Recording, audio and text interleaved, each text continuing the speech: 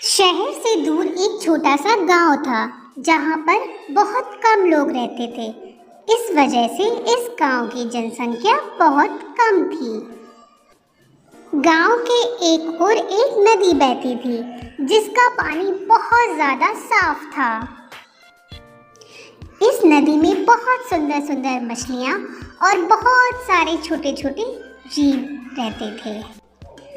एक दिन एक आदमी शहर से गांव में आता है और वो गांव के वातावरण से बहुत ज्यादा खुश होता है। देखो, लगता है शहर से कोई आदमी आया है। ओ भाई, तुम गांव में क्या कर रहे हो? क्या तुम शहर से आए हो? हाँ, मैं शहर से आया हूँ।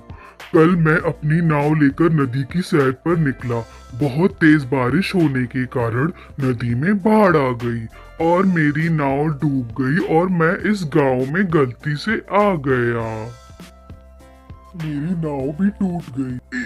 तुम चिंता मत करो, मैं गांव में से किसी को बुलाता हूँ और तुम्हारी नाव को रिपेयर करवा दूंगा। तब तक तुम यहीं पर बैठो और तुम तो हमारे अब मेहमान हो ना। शायद तुमको भूख लगी होगी, लो केला खाओ।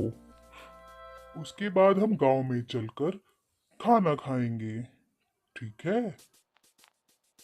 उसके बाद ऋषभ केला खाकर उसका छिलका नदी में फेंक देता है। हे, तुमने ये क्या किया? तुमने केले का छिलका नदी में क्यों फेंक दिया? इससे तो नदी गंदी हो जाएगी। अरे दोस्त, एक केले के छिलके से नदी कैसे गंदी हो जाएगी? पता है हम शहर में क्या करते हैं? हम अपना सारा कूड़ा नदी में बहा देते।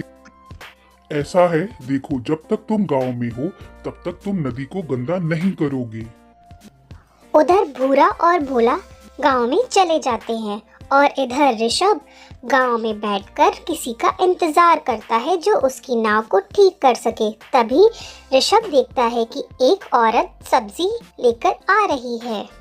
वो बूढ़ी औरत ऋषभ के पास आती है और कहती है, बेटा, क्या तुम मेरी सब्जियां खरीदोगे? आज मेरी एक भी सब्जी नहीं बिकी है। मैं इन सब्जियों का क्या करूंगा? ये सब्जियां तो बहुत पुरानी लग रही हैं।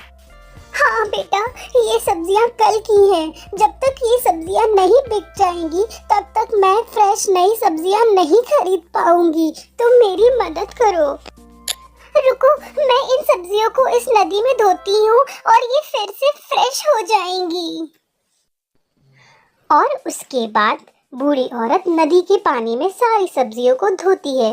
पानी में धुलने के बाद सारी सब्जियां फिर से फ्रेश और साफ हो जाती हैं। बूढ़ी औरत अपने दोनों हाथों को जोड़कर नदी को प्रणाम करती है और उनको धन्यवाद बोलती है। उसके बाद बूढ़ी औरत अपनी टोकरी को उठाकर वहां से चली जाती है। ऋषभ खड़ा होकर ये सारी चीजें देखता है। मुझे गांव में जाकर नाव ठीक करने वाले को ढूंढना पड़ेगा। ऋषभ गांव में जाता है और देखता है कि बहुत सारे लोग एक बच्चे को घेर कर खड़े हैं। हे, इसको क्या हुआ है? गर्मी की वजह से ये बेहोश हो गया है। हे, इस बोतल में क्या है? इसमें नदी का पानी है। तुमको इसको अस्पताल ले जाना चाहिए। तुम चिंता मत करो, नदी के पानी से यह ठीक हो जाएगा। ऋषभ सोचता है कि थोड़ी देर में अंधेरा हो जाएगा, मुझे नदी के पास वापस जाना चाहिए। वह गांव से कुछ चीजें लेकर नदी के पास जाता है और वहीं पर सो जाता है। सुबह होने के बाद ऋषभ सोचता है, आज मुझे अच्छे से नींद आई। आज मुझे किसी भी कीमत पर घर वापस लौटना ही पड़ेगा। ऐसा कहकर ऋषभ नदी के पानी से अपना मुंह धोने लगता है और पास में ही एक केले के पेड़ से केला तोड़कर खाने लगता है और उसका छिलका फिर से नदी में फेंक देता है। वो फिर से नदी के पास बैठ जाता है। तभी वहाँ पर भूरा, भोला और कुछ गांव वाले आते हैं। तुम अभी यहीं हो? जैसे ही मेरी नाव ठीक होगी मैं चला जाऊंगा। तुम लोग यहाँ क्या कर रहे हो? गांव और शहर के बीच में जो बांध है वो टूट गया है और सारी गंदगी गांव की तरफ ही आ रही है। गांव के सभी लोग आपस में बात कर ही रहे होते हैं, तभी अचानक से पूरी नदी काली हो जाती है। गांव में अंधेरा छाता है और एक गंदी सी बदबू गांव में फैल जाती है। पेड़ों की पत्तियां टूट जाती हैं, कुएं का पानी सूख जाता है। सभी लोग परेशान होकर गांव में लौट जाते हैं। मैं गांव वालों को इतना परेशान नहीं देख सकता। मुझे गांव वालों के लिए कुछ करना चाहिए। इन लोगों ने मेरी 2 दिन बहुत ज्यादा देखभाल करी है। भूरा, भूरा, बाहर आओ। तुम यहाँ क्या कर रहे हो? जाओ, मैं तुम्हारी नाव ठीक कर दूंगा। उसके बाद तुम अपने घर वापस चले जाना। लेकिन मैं तुम्हारी मदद करने आया हूँ। वो कैसे? हमें किसी भी तरह नदी को साफ करना पड़ेगा। हमें एक बड़ी नाव की जरूरत होगी जिससे हम शहर से आने वाली गंदगी को साफ कर सकें। भूरा और ऋषभ सभी गांव वालों को इकट्ठा करके नदी के पास जाते हैं। लगता है कोई रो रहा है।